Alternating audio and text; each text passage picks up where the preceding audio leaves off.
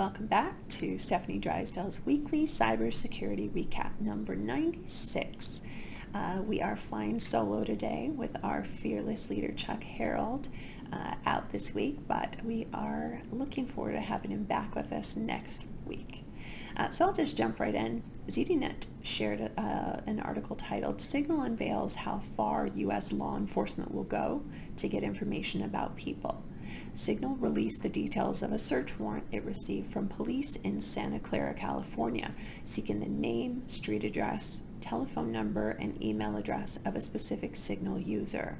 It also wanted billing records, the dates of when the account was opened and registered, inbound and outbound call detail records, voicemails, video calls, emails, text messages, IP addresses, along with dates and times for each login, and even all the dates and times that the user connected to Signal.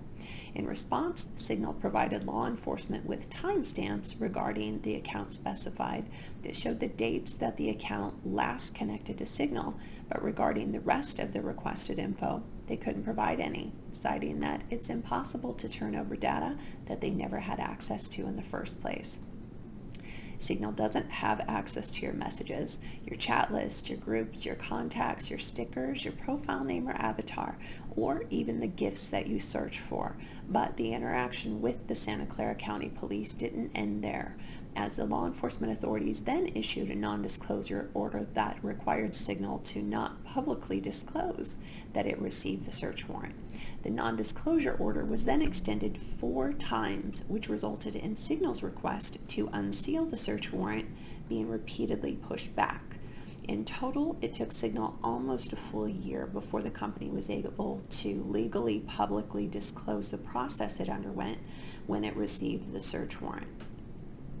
While in no way do I ever recommend any illegal acts and facilitating them through secure messaging platforms, there has to be safe and secure means for communicating sensitive and private information for very important and legal purposes, especially with new breaches every day. Platforms like Signal and Proton Mail are incredibly important to preserve without stripping them of their strengths and protections. Additionally, these search warrants are great ways to find out just how much of your info that these companies are actually storing and helping you choose the safest ones for you. And a quick reminder from ZDNet that phishing attacks are harder to spot on your smartphone.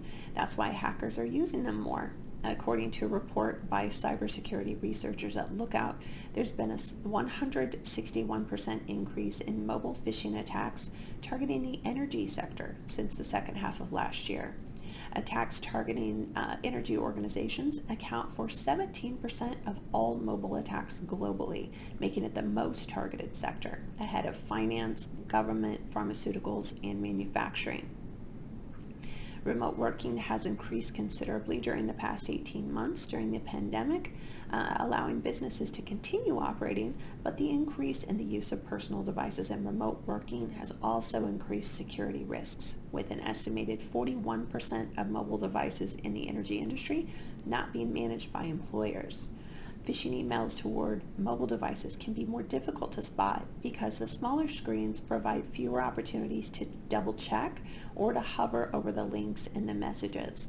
And smartphones and tablets might not be secured as comprehensively as laptops and desktop PCs are, providing the attackers with lots of options for attempting to compromise those networks. When in doubt, don't click.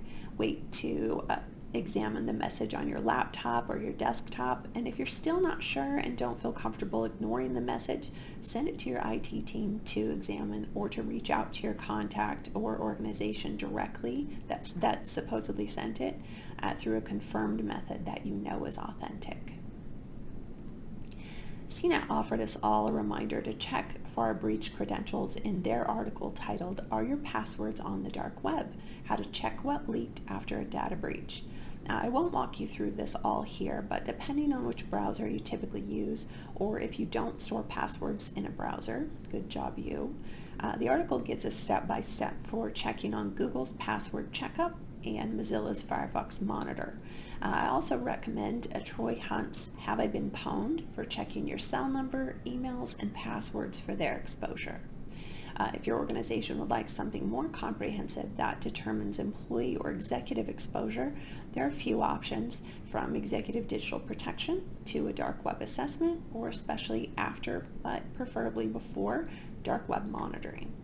Feel free to reach out if you have questions on any of those. And Toolbox.com shared 4 key stereotypes among workers that expose businesses to cyber attacks.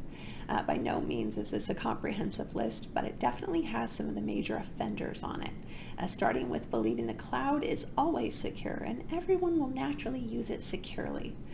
Next is one of my favorites, that my Mac is more secure than your Windows PC, not accounting for the overwhelming market share that PCs hold, which equates to more bang for the buck when you're an attacker. But the devices remain susceptible to viruses and attacks, with their market share growing each year. Third is my VPN service protects my data and privacy, gives a false sense of the user being invisible and impenetrable. It's not so, especially with attacks on some VPNs up between 1,500 and almost 2,000% in Q1 of 2021. And lastly, I can spot phishing texts and emails with ease.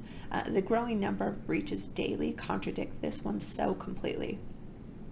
Phishing scams copy the legitimate emails that we receive all the time, so spotting them is nearly impossible in some cases. The best advice I can give is to make sure that you have multi-factor authentication enabled on all of your accounts to begin with, and then be very cautious and inspect anything that you choose to interact with.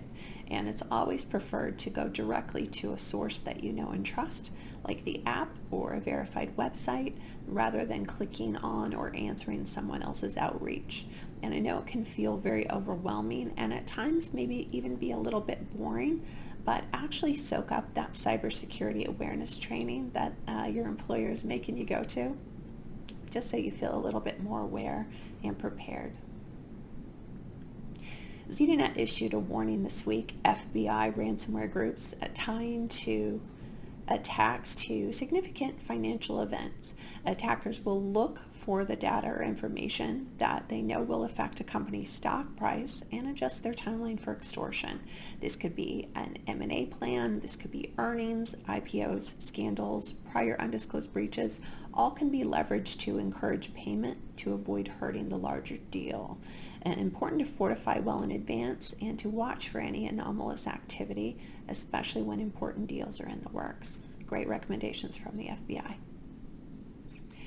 And Dark Reading shared CISA's new directive for patching known exploited vulnerabilities.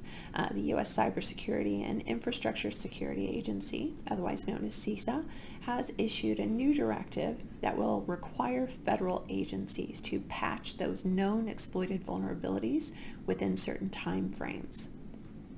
This is no longer a do-at-your-own leisure and convenience kind of option. There will now be deadlines for addressing those known vulnerabilities, reduced from 30 days to now 15 days for critical issues.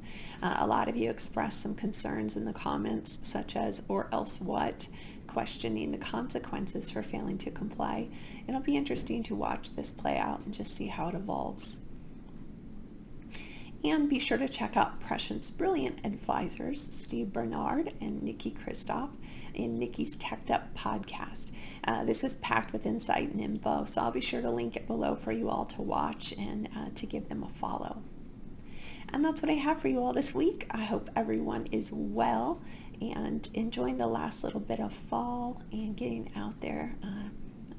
Thanksgiving's coming up for most of us here in the States, so we're wrapping up the autumn. So I hope you all are staying safe and healthy, and I will look forward to seeing you all next Friday.